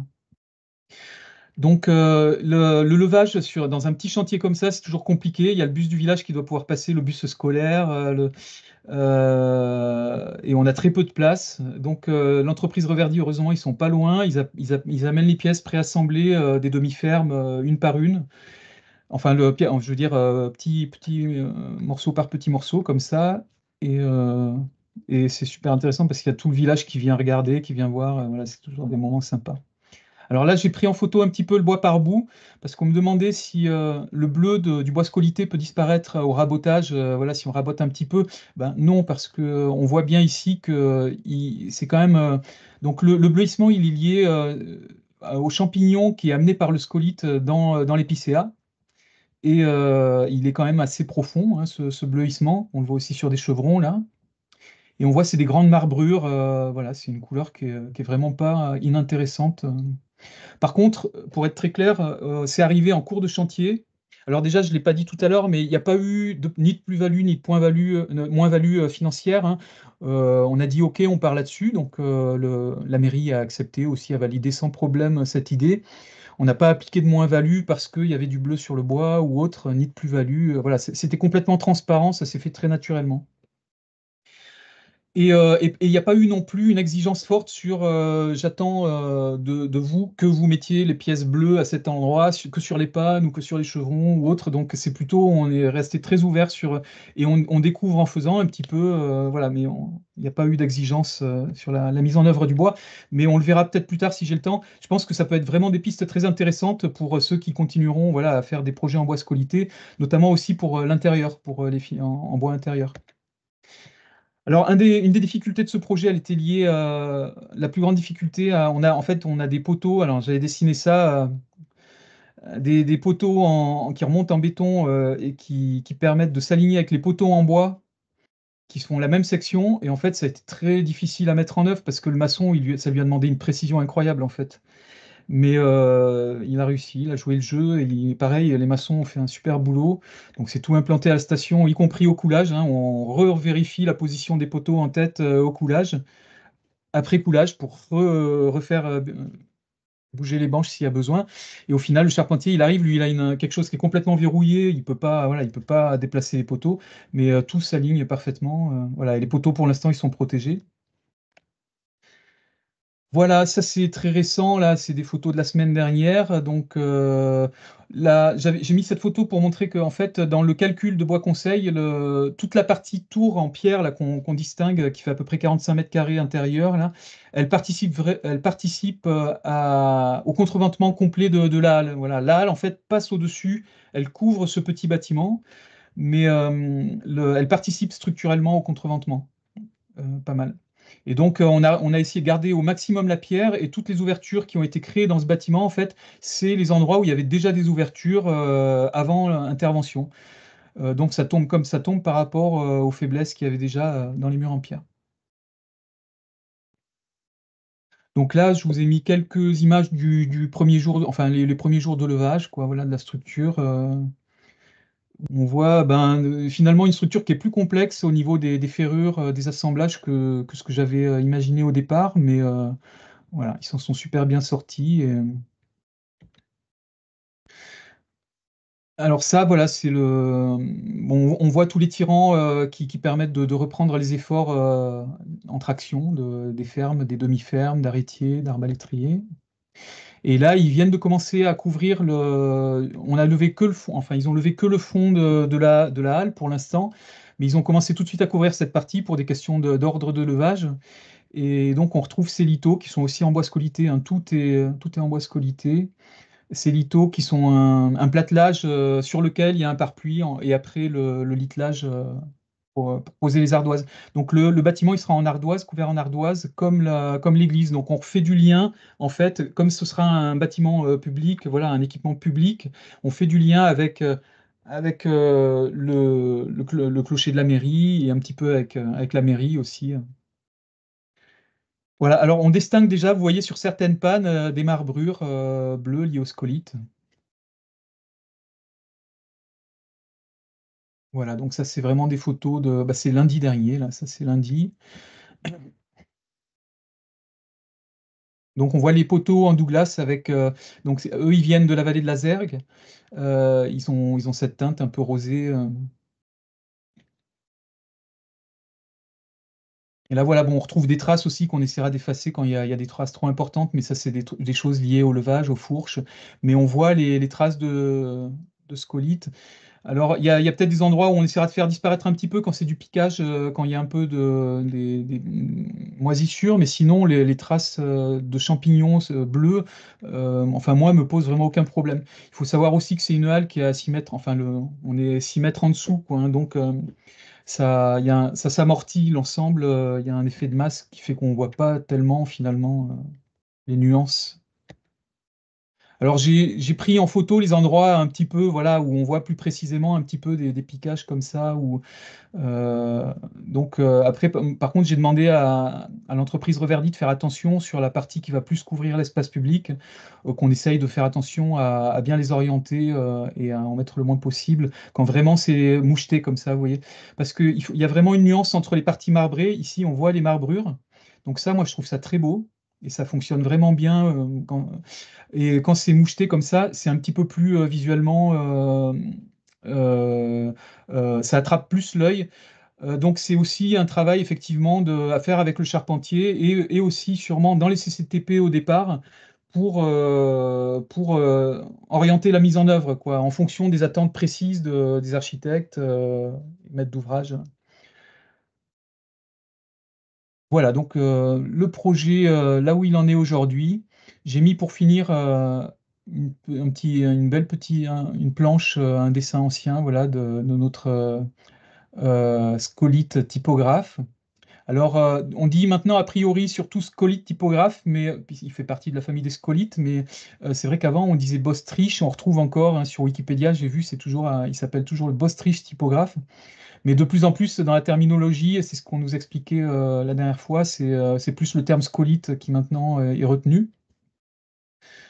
Euh, j'ai mis une petite photo des galeries aussi. Euh, c'est rigolo parce que cet insecte-là, donc qui se développe dans le cambium de l'épicéa, ben, c'est un architecte, quoi. C'est assez étonnant les formes les géométriques qu'il crée sous l'écorce. Voilà, donc en fait c'est un peu pour ouvrir le sujet. Bon, l'idée c'est pas de faire de la poésie, mais ce que je veux dire c'est que il y a toute une dimension avec le scolite. Il y a toute une dimension aussi un peu philosophique, quand même, je pense, qui est intéressante à interroger parce que c'est qu'une partie, un élément d'un de modification globale qui s'opère hein, à l'échelle mondiale sur plein de sujets différents. Bon, il n'y a pas que, il y a pas... Nous, on sait que on travaille sur ce sujet-là, on va être impacté fortement sur les questions liées à la filière bois et construction, liées sur les épicéas, sur les sapins pectinés aussi. Mais on a aussi la renouée du Japon, on a plein d'autres choses qui sont, enfin, vous voyez, plein d'autres choses qui sont en train de faire évoluer nos façons de faire, nos paysages, hein, le scolite, ça va impacter la construction, mais aussi les paysages, parce que sûrement qu'on va avoir de plus en plus d'épicéas morts visibles dans les paysages. Donc c'est des choses auxquelles c'est intéressant aussi de se préparer, je trouve.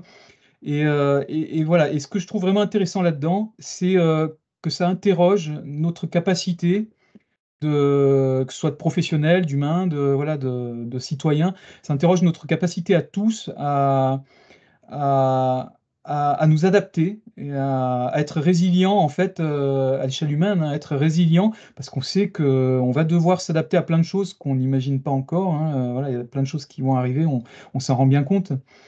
Et je trouve que c'est important de nous préparer à ça et de le faire de manière positive. Voilà, et de se dire, on a vraiment des capacités à rebondir. Et pour revenir sur notre sujet, voilà, du scolite, ben c'est vrai que je me rends compte qu'il y a tout un pan là tout un travail à mener notamment par les architectes, par les maîtres d'ouvrage. Et je pense que ce sera très simple si on se met voilà, en ordre de bataille pour y arriver. Et je vois par exemple avec la relation qu'on a eue avec la mairie du Moutaré, ça a été très simple en fait. À partir du moment où l'architecte, le maître d'ouvrage, déjà ils ont envie de travailler d'une certaine manière avec du bois scolité, bah, ça va être très facile je pense de le faire derrière, effectivement dans une négociation avec l'entreprise. Voilà. Donc, je pense que c'est un sujet dont on doit se saisir. De toute façon, on va y avoir de plus en plus de cubages de scolytes qui arrivent, de bois scolité qui arrivent sur le marché. Donc, à nous de nous en saisir et d'en faire une force. Et je pense qu'on peut vraiment, moi aujourd'hui, je découvre là de manière balbutiante, mais on peut vraiment devenir très fin sur la manière dont on va le mettre en œuvre. Et voilà, je pense, je vous inviterai tous, on en reparlera après, mais à venir à la Halle du Moutaré pour voir ce que ça donne sur pied, voilà, sur une structure apparente. Voilà, j'ai terminé. Merci beaucoup. Merci. Pour information, donc, il y a une visite qui est organisée le 25 avril à cette halle. C'est sur le temps de midi, entre midi et 14 heures, et c'est organisé par le pôle Excellence Bois et Fibois 38. Les invitations ne sont pas encore parties, mais vous pourrez vous inscrire sur le site du pôle Excellence Bois ou de Fibois 38. Donc, on va prendre les questions qui sont dans le chat. Alors, pour Nathalie, lors de la classification mécanique visuelle des bois, y a-t-il des différences notables entre un bois scolité frais et un bois sec? pour le classement visuel, c'est pas rédhibitoire, hein. Donc, c'est vrai que le bleu apparaît quand l'arbre est resté longtemps et que c'est un signe de faiblesse. Du coup, les champignons arrivent dedans. Et le bleu ne déclasse pas les bois scolités au niveau visuel. Ça, c'est dans la norme. Et on a trouvé du bleu de partout, hein, qu'il soit jeune, qu'il soit vieux, qu'il soit. Donc, ça dépend vraiment d'où est-ce qu'on l'a pris, comment il a été stocké. Donc, il n'y a pas de déclassement. Il n'y a pas de différence. On mettra dans la suite de l'étude, on mettra plein de photos, parce que je trouve que c'est plus parlant que beaucoup de discours, et que pour montrer ça. Je ne sais pas si j'ai répondu, mais Ouais, je pense que ça a été répondu. Mais donc, mécaniquement, entre un bois qui est sec et un bois frais, on n'a pas de différence, quoi. alors, les résultats sont en train de se faire, sont en train de se Ouais, finir. Donc, je peux pas. Enfin, c'est Jean-Denis Lanvin, vous connaissez certainement, qui est à Bordeaux, qui est en train de se faire. On a beaucoup travaillé sur le pain maritime avec ces attaques de bleu, et il n'y avait aucune différence avec pain maritime bleu, beaucoup de bleu, moins de bleu, vieux, jeune, etc., etc. Donc, nous, comme la bestiole, elle reste c'est des sous-corticaux, donc ils ne vont pas attaquer le cœur de la grune. Nous, dès le départ, on voulait prouver scientifiquement et techniquement qu'il n'y a pas de différence entre les épicéas et les épicéas scolytés. Donc, la première partie de l'étude montre bien qu'il n'y a pas de différence au séchage. La finition, c'est normal que les très très secs, hein, ceux qui sont morts carrément, et un petit peu, il faut augmenter le grammage pour que la finition soit la même. Donc, mais on sait où on va. Et je pense que les résultats sur les résultats mécaniques, ça va être comme le pain maritime. Faut y aller, quoi. C'est promesse ouais. épicéa, le nom. C'est promesse épicéa. Mais je peux pas, comme on est en train de finir d'écrire, on les a cassés, donc on a vraiment tout cassé. On va au bout du bout, c'est les mêmes échantillons. Les résultats, ils vont tomber le mois prochain. Le truc intéressant quand même, enfin, le complément, c'est la qualité de l'air intérieur. J'ai pas de doute, parce que non plus, quand on interroge des gens qui habitent, parce que souvent, ils mettre des gens dans les bâtiments, hein, c'est surtout ça qui est important. Quand on interroge des gens qui habitent dans des bâtiments avec beaucoup de bois, ils sont contents. Et des bois scolités, du bleu, il y en a toujours eu, un peu caché, mais voilà, il y a déjà des épicéas scolités qui passent traditionnellement dans les entreprises. Donc, ce qui serait intéressant, c'est d'aller jusqu'au bout du bout et de compléter l'impact mécanique, qui, à mon avis, voilà, j'ai pas les résultats, mais bon, ça va faire comme le sapin, comme le pain maritime, et voir la qualité de l'air intérieur. Ça va être intéressant. Et justement, ça rejoint une autre question pour toi. Est-ce que vous avez un planning prévisionnel pour la sortie de l'étude complémentaire? Oui. Donc moi, je suis en train de mettre les bouchées doubles à tout le monde parce que je veux absolument que la partie mécanique soit dispo fin avril, début mai. Donc ça va être très. C'est pour ça que j'ai vraiment boosté sur la partie mécanique. Et pour l'analyse, les prises d'échantillons sont prévues la première semaine de juin. Donc, les gens viennent de Bordeaux. Alors, les prises d'échantillons, comme on fait ça correctement, il y a vraiment des qualités de prise avec des bocaux, les machins. Il faut vérifier après retourner à Bordeaux pour mettre en culture. Ça, c'est la première semaine de juin. On vient prendre les échantillons sur des scotch aussi. On va essayer de gratter un petit peu pour être sûr que le champignon, il est mort. Là, pareil, il n'y a pas beaucoup de doute non plus. Il est bien prouvé à la profession qu'on peut y aller. Donc, les prises d'échantillons, première semaine de juin, ce qui fait qu'après, ça passe en labo et avec les congés des uns et des autres, ça va avancer. Donc, sur le site FCEA, j'essaierai de mettre justement l'avancement. C'est-à-dire que dès qu'il y aura les résultats mécaniques, je vous le dirai, et puis on pourra les utiliser, les valoriser. Dire que les échantillons seront pris le 1er juin, ça c'est la première semaine de juin, donc c'est bon. Et puis faire des points réguliers pour faire attendre la profession, mais ces résultats sont super intéressants. Et à valoriser, merci. à utiliser. Vraiment, le financement public aussi qu'on est allé récupérer, c'est important parce que ça veut dire que c'est vraiment pour toute la profession et pour vous aider à montrer des argumentaires sérieux, à sécuriser les gens. Puis en plus, c'est vrai que c'est beau, hein. J'ai travaillé avec des designers du bois scolité bleu, ils en raffolent, ils font des œuvres. C'est des œuvres magnifiques. Merci.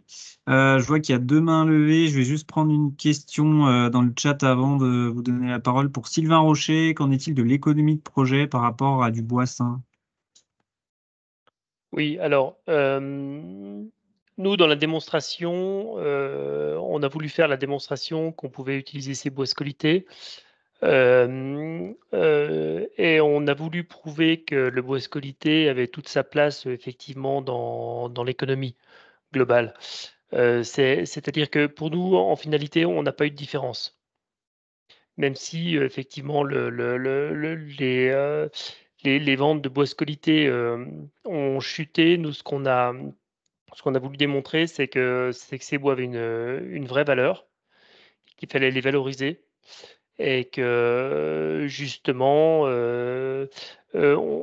la motivation première de construire en bois scolité, ça doit pas être une volonté de bâtiments moins chers et de matières premières moins chères. Voilà, parce qu'on doit valoriser ces bois, c'est dans l'intérêt de l'ensemble de la filière. On a des propriétaires forestiers qui se retrouvent avec des volumes de bois scolité importants. Il faut leur démontrer que ces bois ont une valeur, de façon à ce qu'on baisse un petit peu la pression aussi sur les bois sains et qu'on utilise en grande priorité ces bois-là. Donc on se doit de leur apporter une valeur. Merci. Je vais donner la parole à Jean-Marc Provost qui a levé la main. Donc, j'active votre micro.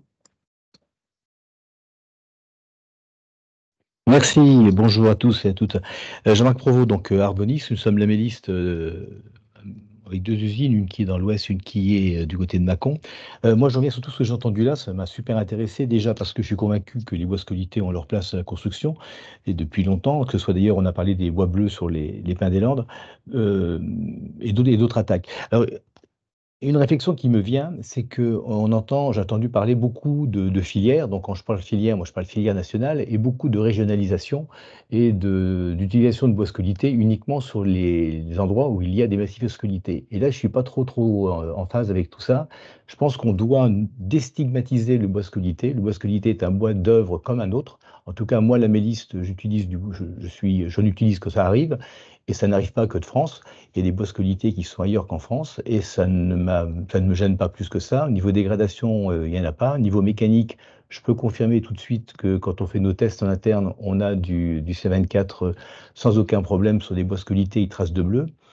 Donc ma réflexion, c'est que je pense honnêtement que vu les volumes de bois scolytés que nous avons sur notre territoire, il faut l'utiliser partout. Et c'est pas Enfin, je suis un petit peu contre la stigmatisation positive en disant voilà, il faut utiliser du scolité sur tel ouvrage. À mon sens, le scolité, c'est un bois d'œuvre comme les autres et qui doit être utilisé comme les autres.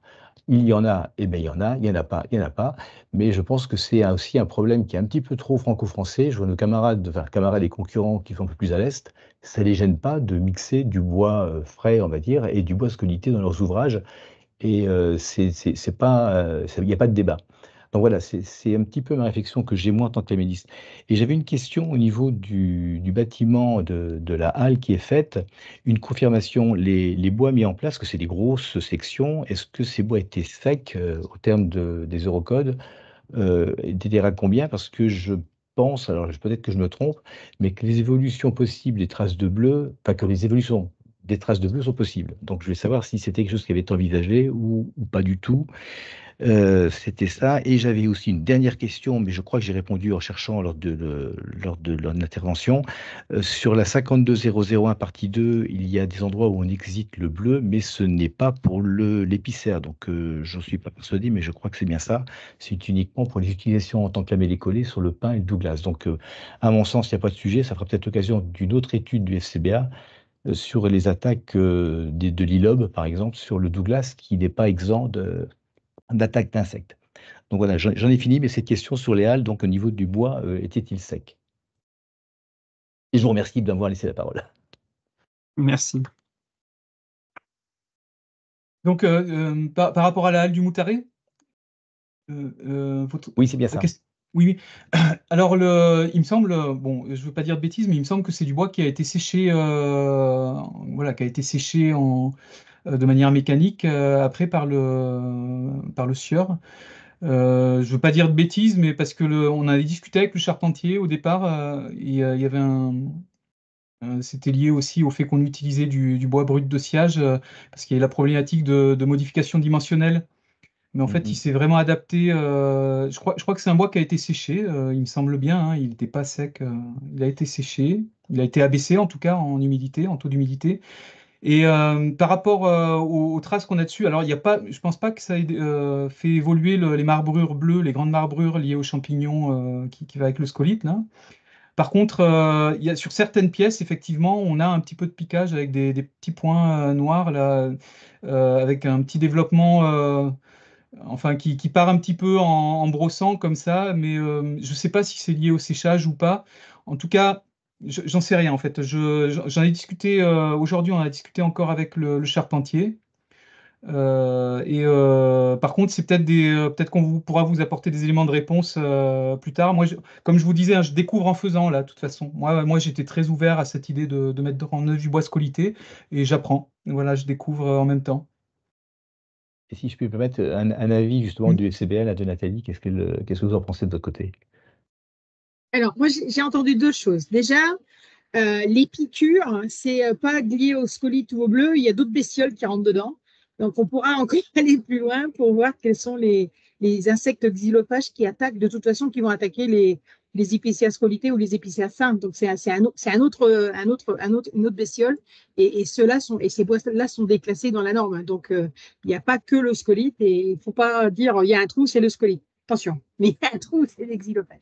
La deuxième question que j'ai entendue, c'est que ouais, c'est un problème, pas que là on a des problèmes de bois scolité. Valoriser des bois français, valorisons tout ce qu'on peut. Nous, on a simplement eu un petit peu d'avance dans les problèmes au niveau Bourgogne-Franche-Comté et Grand Est, c'est que au début des attaques en 2018, les bois, ils partaient en Aquitaine pour faire de l'emballage, de la La palette. palette, oui. Et moi, quand j'ai vu, parce qu'on a travaillé avec toute la filière, hein, c'est ça qui est intéressant, on a travaillé avec les propriétaires, privé ou public, avec les scieurs, avec les fibois, avec les constructeurs, et quand on en a vu partir tous ces bois en Aquitaine pour faire de la palette, on s'est dit, oh là là, il faut qu'on fasse quelque chose, quoi. Et bien dire qu'on peut les utiliser en construction, parce que c'est cette valorisation-là qui est intéressante. Donc, à notre faible niveau d'FCBA, on a essayé de faire rapidement cette étude pour dire, attendez, c'est pas du bois de palette, parce que le propriétaire, hein, il partait à zéro, le bois, il ne faut pas rêver. On a subi ça, on a connu ça, donc il leur restait plus que les yeux pour pleurer. Du bois scolité, du bois bleu, on sait le sécher, on sait le coller, on sait tout ça quand on est professionnel. Mais c'était vraiment le rôle d'FCBA, c'est de mettre à disposition cet outil de la filière pour dédramatiser tout ça, pour dire que le bois bleu, il est comme les autres. Les épicéas scolytés, c'est un épicéa avec du bleu en plus, c'est sympa. Surtout, on ne voit pas le bleu. De toute façon, on le met au milieu et ça fait longtemps que les industriels l'utilisent. Et valorisons ça au niveau français. Donc, on a un petit peu d'avance dans les larmes, j'allais dire, au niveau Bourgogne-Franche-Comté et Grand Est, mais il faut absolument valoriser tout ça. Et c'est pour ça qu'on a voulu que ce soit une étude financée par les pouvoirs publics pour pouvoir vous donner les résultats. Voilà. Et puis faire attention, toutes les cochonneries qui arrivent sur l'épicéa, c'est pas que le scolite, il peut y avoir d'autres bestioles, d'autres xylophages qui arrivent, parce qu'il faut aller vite. Le problème, c'est que le bois pousse lentement, mais quand il y a une bestiole qui arrive, il l'abîme rapidement. Il faut extraire rapidement le bois de la forêt pour l'utiliser au mieux. Voilà, je ne sais pas si j'ai répondu à tout, mais... Je vais juste finir là, en tant qu'améliste et en tant qu'utilisateur de bois, et on en mange beaucoup, beaucoup. Enfin, en tout cas, le secteur de la construction en mange beaucoup et on va absolument valoriser le plus possible les bois qui peuvent être valorisés et les utiliser à escient. Je pense que le maître mot qui a été dit, c'est d'éviter tous les barrages administratifs et on va dire administratifs, les CCTP que je vois arriver encore avec interdiction de bois bleu et tout le reste. Il faut travailler absolument là-dessus. Il faut travailler national, c'est-à-dire qu'on ne vienne pas, on va dire, quand je parle de stigmatisation positive, il faut qu'on puisse dire partout, que ce soit à Bordeaux, que ce soit à Brest, que ce soit à Nancy ou que ce soit à Albertville, on doit pouvoir utiliser des bois scolités sans état d'âme. C'est le plus gros sujet. C'est une bagarre que j'ai en interne, quand déjà je vois encore des bagarres, quand je vois des CTTP où on demande impérativement du bois du Nord, ça me met dans une colère monstre. Quand je veux utiliser du Douglas, on me demande du Douglas qui soit blanc pour que ça ressemble à de l'épicéa. Enfin, il y a des non-sens incroyables et c'est à ce niveau-là qu'il faut travailler. Voilà, c'est une remarque générale, un petit peu le côté coup de gueule. Il faut qu'on soit filière vraiment national, et j'étais un tout petit peu en désaccord sur les côtés marque de bois à droite, à gauche, qui, à mon sens, ne privilégie pas l'utilisation en France, sur notre beau territoire, de tous les bois qui sont là, et y compris les scolytés. Et j'en ai fini, merci. Merci. Et la dernière question, on va faire très rapide parce qu'on a déjà bien dépassé. Donc, je vous donne le micro, mais faites vite pour cette question. Donc, Jacques Azera, je vous ai ouvert le micro.